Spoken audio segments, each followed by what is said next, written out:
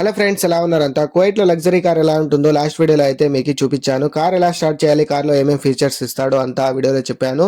కానీ కార్లో cameras, censor cameras కూడా ఇస్తాడు. ఆ కెమెరాస్ ఎలా పనిచేస్తాయో చూపించలేదు. ఈ వీడియోలో చూపిస్తాను, చూసేయండి. ఈ కార్స్ లో 360 డిగ్రీస్ సెన్సార్ కెమెరాస్ అయితే ఇస్తాడు. చూడడానికి డిస్ప్లేలో ఇలా కనిపిస్తాయి. సరౌండింగ్స్ లో మీకు ఏమేమి ఉన్నాయో అంతా ఈ వీడియోలో కనిపిస్తాయి. డిస్ప్లేలో చూడడానికి ఒక్కో కంపెనీ కార్స్ లో ఒక్కోలాగా అయితే ఇస్తాడు లగ్జరీ కార్స్ లో.